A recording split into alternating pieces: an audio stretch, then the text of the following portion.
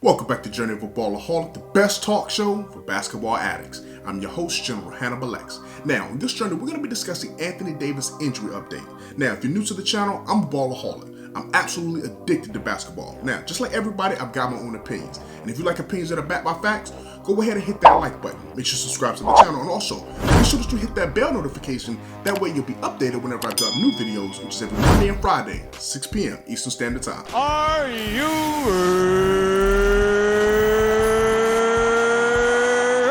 Okay, so by now I'm sure you've heard of the news that Anthony Davis last night against the Denver Nuggets, unfortunately, he re-aggravated his right Achilles injury.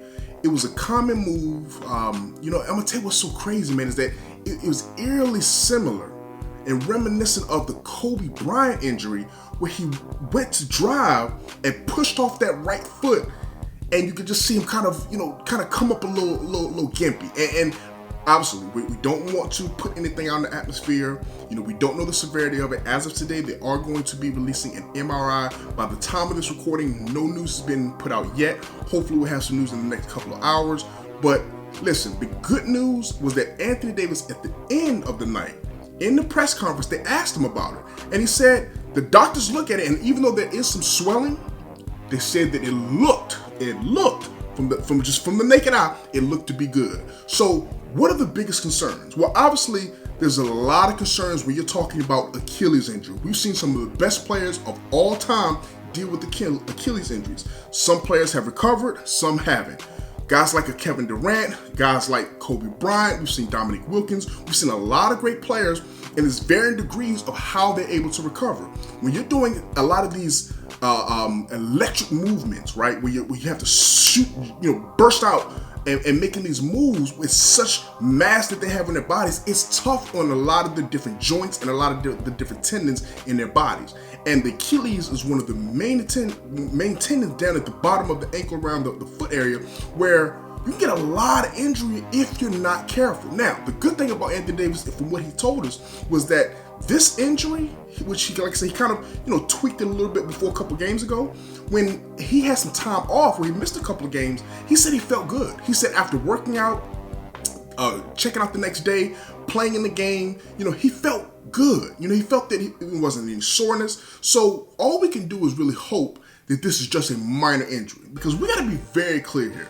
If this is a major injury, that is ground shaking. We're talking about ground shaking if this right here ends up being a serious injury. See, what you have to keep in mind is that Anthony Davis last year, he's coming off of playing the most basketball that he's ever played in his career. Think about that. He played, even though it was a shortened season somewhat due to the, the whole situation that was going around, we'll call it 19, right? Because of that situation, the season got shortened, but because they went in the playoffs and in the bubble and had a long playoff run, that was more games Anthony Davis had played in that amount of time frame in his entire career. That's number one. Number two, this was the shortest offseason that we've ever had in any of the major sports across the board. Less than 80 days from end to beginning. So you can see even early in the season, Anthony Davis just didn't seem to really be his normal self, the dominant self that we've known Anthony Davis to be. And he was, inconsistent, little nicks here, nicks there. But this Achilles is serious, man. This Achilles is serious. If the Lakers are going to win the championship and repeat in 2021, they have to have Anthony Davis healthy. I'm gonna be honest with you, as a Laker fan, I was worried.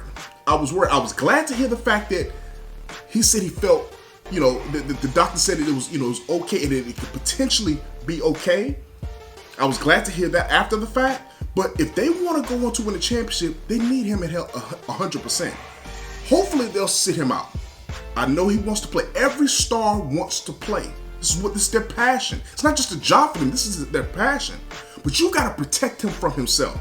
And I would not mind if the Lakers sat him until after the All-Star break. We got a couple more weeks before All-Star break. Sit him until after that. Allow his body, his mind to fully get back to where it needs to be, so that he and his Lakers team can take off and get a legitimate chance to return to try to defend their championship. There's nothing worse than anybody wants to see, and I don't care what team you're rooting for. You should want your team, if it's not the Lakers, to be able to face the Lakers when they're at the best of their ability so that you can see how your team stacks up. Listen, whether it's the Nets, whether it's the Clippers, whether it's the Sixers, the Bucks, I don't care who it is, the Nuggets, I want to see those teams face against the Lakers that are fully healthy with a healthy LeBron and a healthy Anthony Davis. If we get that, then even as a Laker fan, as a basketball fan, if the Lakers lose, so be it. But I hate seeing what happened like we saw with Golden State, right? Where they played against Toronto and you had Durant out. You had Klay Thompson out. Listen, you got to give Toronto credit for winning it, but at the end of the day, it just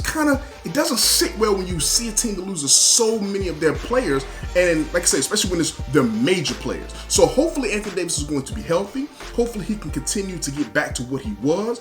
But right now, the Lakers are sitting with the second best record in the NBA, 21-7. Last night losing to the Denver Nuggets, which was a bad loss. With Anthony Davis, without Anthony Davis, it was a bad loss. Denver was just dropping bombs left after right. Jokic just continuing to keep himself as the top 5 contender for the MVP race. He had another amazing game.